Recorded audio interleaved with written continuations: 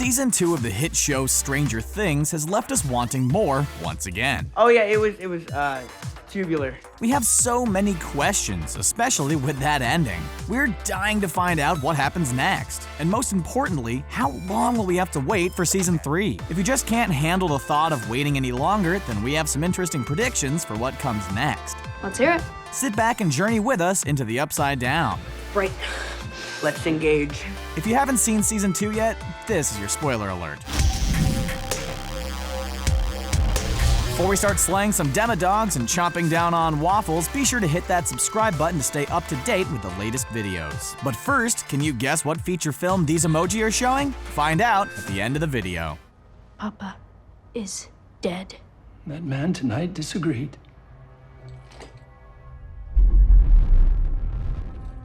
The return of Papa. One of the most terrifying villains in the first season of Stranger Things was not the Demogorgon, but the character that came to be known as Papa. The totally brutal Dr. Brenner is Eleven's adoptive father figure who leads the experiments on her and tries to weaponize her. At the end of the first season, we see the Demogorgon attacking Dr. Brenner, who is played by Matthew Modine. We thought he died, but if you look at the news clipping on a bulletin board at the Hawkins police station, it says under legal advice, Brenner has issued no comment. It's implied he's alive, or the lab is trying to cover up his death. But in Season 2, we see him appear in a flashback and as a hallucination caused by 8, or Callie as she is called. Plus, there's the fact that Ray Carroll tells Eleven and Callie that he is alive and he can take them to her. We think he was telling the truth, and if the Duffers weren't planning on bringing him back, they would have definitely taken him out on screen very clearly. We definitely believe Papa is going to make a terrifying return.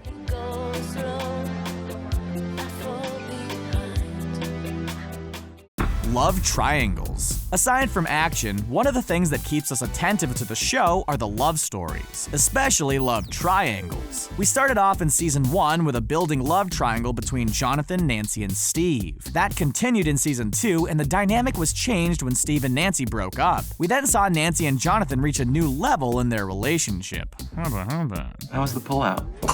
So what happens next? We definitely predict their love triangle will continue in Season 3. It's definitely not over. The saddest part was watching Steve stare after Nancy when he dropped Dustin off at the dance. Whether in romance or in friendship, we have not seen the last of this triangle. We also saw the kids have a bit of a love triangle themselves with Max, Lucas, and Dustin. The two boys fell for their new classmate, but in the end, Max chose Lucas at the snowball. Dustin had us sobbing when we saw him start crying at the dance when no one would dance with him. Don't lie, we know you did. This perfect little child probably won't be part of the love triangle anymore, but we are sure he's going to have fun showing off those pearls next season. Now I know you promised Nance that you would keep us safe. So keep us safe. Team Steve. Whether you're Team Jonathan or Team Steve, you have to admit that Steve was pretty awesome this season. Soccer Mom Steve is obviously the MVP. He was totally protective of his kids. Whether up against a herd of demodogs or annoying bully Billy, his mission was to keep those kids safe, and by golly did he keep them safe. This sweet angel has become a fan favorite, and along with Hopper, have created the best father figures these kids could ask for. But alas, as with all stories set in high school, the kids have to graduate. So what will happen to Stranger Things now that Steve is going to graduate? Well, the Duffer Brothers can follow tradition along with fan demands and keep the graduating character coming back. How may you ask? Well, Steve did mention sticking around town and working the family business. Or he could go to college locally. There's just no way they could get rid of Steve, right? Or they could go the other route and have best babysitter ever Steve continue his selflessness and go out in an act of heroism. We could see this new totally selfless Steve die protecting these kids in Season 3. But let's just not go there. We need Steve and his perfectly coiffed Farrah Fawcett hair to come back for Season 3, and 4, and 5. Not 6 though. But then he's gonna come back in Season 7. We're not even in the game, we're on the bench. Right, so my point is... Right, yeah, we're on the bench, so there's nothing we can do. The waiting game. Okay, so here's the big question burning our minds. How long do we have to wait? Well, let's break it down. After season 1 premiered, it took Matt and Ross Duffer a little over a year to write, film, and put everything together for the second season. The Duffer brothers have confirmed that the show will include another jump in time to keep up with the growing cast members. But with David Harbour, Finn Wolfhard, and Millie Bobby Brown growing in demand with upcoming film projects like It 2, Hellboy, and Godzilla King of Monsters, creating a schedule might be a little more difficult for season 3. The brothers enjoy the challenges though because it evolves the show and you get to grow with these awesome kids, just like prior generations did with Harry Potter. But unlike Harry Potter, the storylines can grow and adapt alongside the maturing cast and even account for any potential character changes or dropouts, as long as it isn't Dustin. He can never leave. Yes, my lord. So if the story leaps forward another year, we might find ourselves at the end of Eleven's year of confinement for safety, which means she might be joining the kids at school, and we might even see them all starting high school together. Bigger baddies. No good sci-fi movie and series is complete without some sort of alien monster. The monster of season 1 was the Demogorgon, and of course Papa. In season 2, the scale of badness expanded. A lot. So not only did we see the Demogorgon return, but it returned in the form of a Demodog, as Dustin so lovingly called them. Demogorgon, dogs, Demodogs.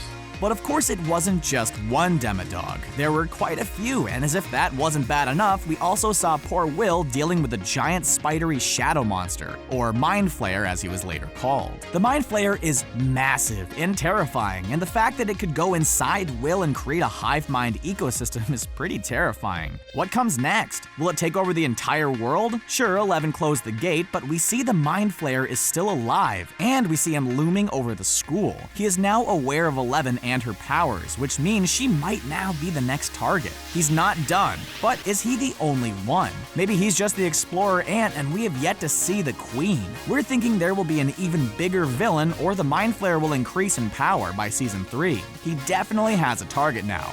Scary thought. Do you always have to be filming everything? No. Just the good stuff. Are you sure people still dance like this?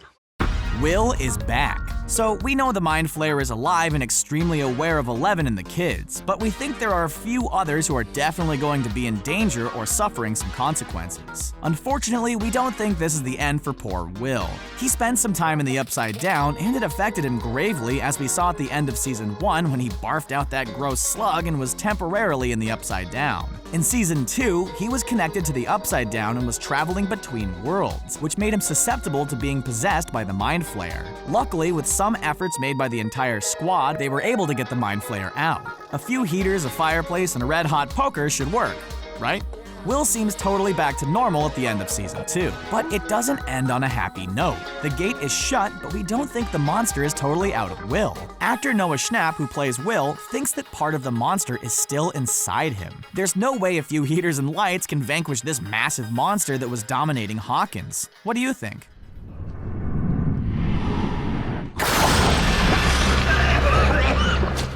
Deadly spores. We can pretty much gather that the Upside Down is toxic. The scientists are always wearing hazmat suits and there are floating spore things in the air. In season 2, we saw Hopper venture into the Upside Down via the hole that he dug in the pumpkin patch. While he walked around with his flashlight, he pointed it at some flower bud looking thing which promptly spewed some gross spores all over him. Bad news, he wasn't wearing any goggles or protection on his face. Gross. And for those of us who suffer from allergies, this was nightmarish to watch. We also saw Dustin go through the same thing while he and his friends went into the Upside Down to distract the Demodogs. He freaked out, rightfully so. Although Dustin was wearing goggles and a bandana on his mouth, he screams that he got some of the dust into his mouth. They both could be incubating something nasty, just like Will was at the end of season 1, and they could also become new vessels for the Mind Flayer. Hopefully nothing goes wrong, but with this show, we can probably bet that Hopper and Dustin will be affected by the Upside Down spores in some way. Boom. Callie returns. Season 2 began with a chase scene involving a mysterious band of very cool punk rock looking misfits and some cops. The high stakes chase scene ends with the passengers showing some sort of telekinetic powers and then getting a nosebleed, just like 11. So of course, we wondered who she could be. 11 goes to find her mother, who is stuck mentally because Hawkins' lab essentially fried her brain for trying to find her daughter Jane, aka 11. Through some mental communication, 11 deduces that she must go find her sister, whom she finds out is 8, or Callie as she calls herself. Callie is on a warpath to take out all of those who have hurt her and her friends. The violent, vengeful mission gets to be too much for Eleven, who decides that vengeance isn't the path for her and she must go save her own friends. Although Callie is left saddened, we know this isn't the last time we'll see her. They did dedicate an entire episode to her story and her path with Eleven, but we wonder if her path of vengeance will lead her to come to blows with Eleven, or will the Mind Flayer find a way to get to her? We think we'll also find out more about the other children and what happened to them. All right. It should fit now. Is this really necessary? Demodog. Let's face it, the kids of Stranger Things are awesome. Lucas, Will, Mike, and Dustin are all smart and loyal to one another. But this season, we got to see a lot more of Dustin and his awesome relationship with newly appointed big brother, Steve Harrington. Fans love Dustin, so do I. And one of the many reasons Dustin is the greatest kid ever is his dedication and love of science. And of course, his shiny new pearls. Can't forget those. But this kid loves science. He was so protective of when he discovered Dart, who turned out to be a Demodog. Speaking of which, remember the Demodog that was killed at Joyce Byers' house? In the last episode, we see Steve pick up a blanket-wrapped Demodog corpse as Dustin tells him it is a groundbreaking discovery and not just some common animal they can bury, so they shove it in the Byers' fridge. He does have a good point, but is it really dead? A month later, we don't see or hear anything about it, so what happened to it? We think this critter is going to come back to life or hatch some sort of offspring to wreak more havoc. What do you think of the Demodog in the fridge? Is it going to come back? It is true what they say, you know. Every day it does get a little easier. Big happy family. We all love the good guy and determined dad with the sick dance moves, Chief Jim Hopper. He's one awesome guy, right? He taught us one of the most important lessons ever. Mornings are for coffee and contemplation. Words to live by, and don't you dare forget them. Season 1 had Hopper's path crossed with Joyce Byers when she was begging for help to find her missing son. Hopper becomes an important father figure to all of the kids, and likewise, Joyce becomes a protective mama bear as well. So naturally, we started to ship them. But when Season 2 hit, we came to find that Joyce had in fact started dating Bob, which created yet another love triangle in the series. While really nice, the kind-hearted and goofy Bob didn't see it to the end of Season 2, and we see Hopper consoling Joyce. We think that next season, after some time has passed, Joyce and Hopper will be dating. At least we hope. We wouldn't be able to handle it if we had to wait until Season 4. That means Will and Eleven, aka Jane Hopper, would be siblings. How cool would that be? And there you have it, friends. What did you think of these theories for Season 3? Are you gonna find out what happens next? Do you have some theories of your own? Let us know in the comments below. If you enjoyed this video, be sure to check out more in our playlist. But before you go, here's the answer to the emoji quiz. Did you get it? Let us know if you did in the comments below. As always, thanks for watching.